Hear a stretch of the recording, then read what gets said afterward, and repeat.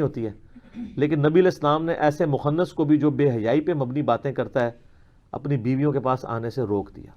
اور اسی میں امپلائڈ ہے کہ ایسی عورتیں جو بی بی سی لندن بنی ہوتی ہیں اپنے محلے میں، پہلے ایک عورت کے گھر گئیں، وہاں سے کوئی خبر لی، پھر دوسری کے گھر، پھر تیسری کے گھر، ایسی عورتوں کو مجبوراً اگر گھر میں گھسانا بھی پڑے نا،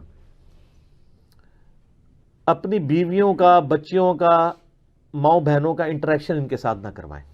یہ ایک ایک خبر جا کے باہر لیک کرتی ہے اور اس کی وجہ سے پھر بے حیائی پھیلتی ہے. تو ان عورتوں سے بھی اپنی عورتوں کو، گھر کی عورتوں کو پردہ کروانا چاہیے، کیونکہ نبی علیہ السلام نے تو اس مخنث کو آنے سے منع کر دیا جب اس کی آپ نے گفتگو سنی ہے، تو آپ علیہ السلام نے ڈانٹ دی ہے. تو یہ احادیث نبی علیہ السلام کے ایک مزاج کو بتاتی ہیں کہ آپ علیہ السلام سیکس ڈسپلن کے بارے میں کتنے اسٹرکٹ ہیں. بخاری مسلم میں حدیث ہے، نبی علیہ السلام نے فرمایا کہ عورتوں کے پاس جانے سے بچو، نامحرم عورتوں کے. تو کسی نے عرض کیا کہ حضور دیور؟ آپ فرمایا دیور تو موت ہے. کتنے سخت الفاظ ہیں.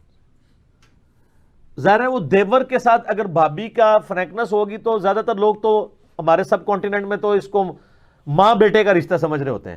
یہ لادہ بات ہے کہ وہ بیٹے ماؤں کے ساتھ کیا کرتے ہیں اور مائیں بیٹوں کے ساتھ کیا کرتی ہیں، وہ بھی تو میڈیا میں آ رہا ہے نا.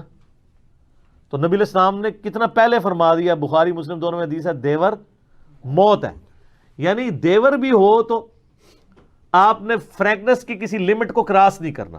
ظاہر ہے ایک گھر میں کمبائنڈ فیملی سسٹم میں تو پھر چہرے کا پردہ تو عورت کے لیے پاسبل نہیں ہوگا، الا یہ کہ دوسرے گھروں میں شفٹ ہو جائے، وہاں پھر نگاہوں کا ہی پردہ ہوگا کہ نگاہیں نیچی رکھی جائیں.